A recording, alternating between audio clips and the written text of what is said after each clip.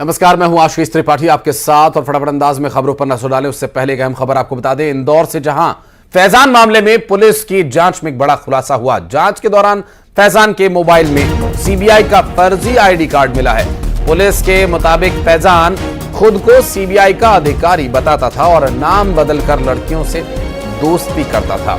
वहीं फैजान के घर से कई आपत्तिजनक वस्तुएं बरामद हुई हैं। कैफे की आड़ में फैजान सेक्स रैकेट चलाता था और पुलिस ह्यूमन ट्रैफिकिंग एंगल से भी जांच कर रही है।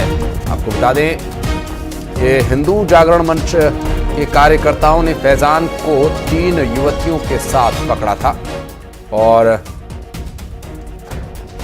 गिरफ्त में आए फैजान के मोबाइल फोन से सीबीआई का आइडेंटिटी कार्ड भी मिला था और यह आइडेंटिटी कार्ड फर्जी है, नकली बनाकर ये फोन में रखा हुआ था और नाम बदलकर युवतियों से ये संपर्क किया करता था।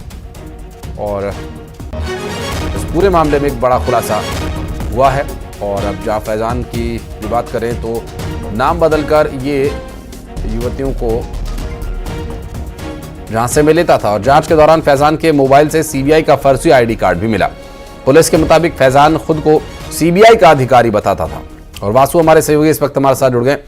वासु, ये नाम बदलने तक तो एक विषय है, ठीक है, वो भी गैर कानूनी है, लेकिन सीबीआई का नकली आइडेंटिटी कार्ड, ये तो आपराधिक मानसिकता की प्रवृत्ति साफ झलकती है।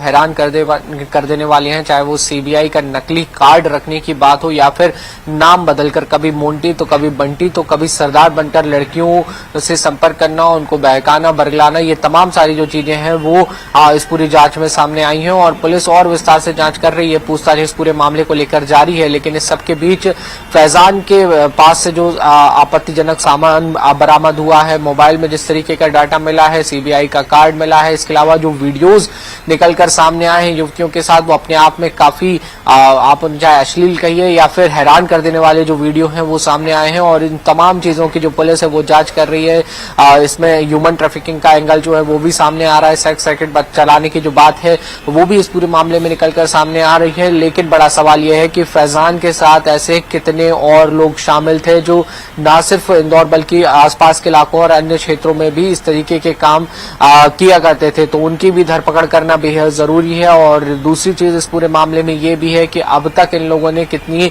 युवतियों को निशाना बनाया, कितने लोगों को निशाना बनाया और इस तरीके के फ्रॉड करके कितनी ठगी की है, ये सारी चीजें जो हैं वो फिलहाल जांच का विषय बन चुकी हैं। और पुलिस इस पूरे मामले में अब तफ्तीश से जो है वो पड़ताल करने का काम कर रही है। आने वाले समय में इस पूरे मामले को लेकर अन्य कई खुलासे जो हैं वो हो सकते हैं। लेकिन जिस तरीके की चीजें बरामद हुई है, सीबीआई कार्ड का बरामद होना अपने आप में ये बड़ी बात है और कई तरीके के सवाल जो है वो खड़े करता है कि फैजान का मकसद क्या था, किस चीजों को लेकर वो सीबीआई कार्ड का इस्तेमाल करना चाहता था और आखिर उसकी मदद करने वाले कौन लोग थे, उन तक पहुंचना भी बेहद जरूरी होगा। जी और वासु, 2 और बातें आपसे जानना चाहेंगे। एक तो हिंदू जागरण मंच क्या कोई मांग इस मामले में कर रहा है, क्योंकि हिंदू जागरण मंच के कार्यकर्ताओं ने ही पकड़ा था, और ह्यूमन ट्रैफिकिंग एंगल से कोई तथ्य अब तक सामने आया क्या?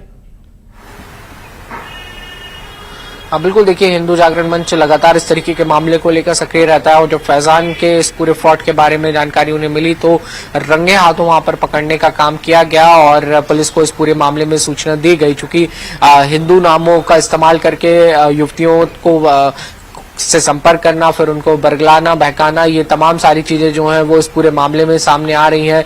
लव जिहाद से जोड़कर इस पूरे मामले को भी देखा जा रहा है। हालांकि पुलिस इन तमाम चीजों को लेकर जो है जांच पड़ताल में जुटी हुई है और सीबीआई कार्ड का जो मामला है वो काफी संवेदनशील है और सीबीआई का कार्ड बनवाना निश्चित तौर पर इस बात की ओर इशारा करता है कि वो किसी बड़े घटनाक्रम को अंजाम देने की कोशिश में था, चाहे वो किसी के साथ फ्रॉड करना, ब्लैकमेलिंग करना, ये तमाम सारी चीजें जो हैं वो उसमें शामिल हो सकती हैं। अब बहरहाल देखना होगा कि पुलिस की जांच में और क्या कुछ खुलासे होते हैं। ठीक है वासु, आप नजर बनाए रखिएगा, आगे डिटेल्स लेने के लिए फिर संपर्क करेंगे आपसे।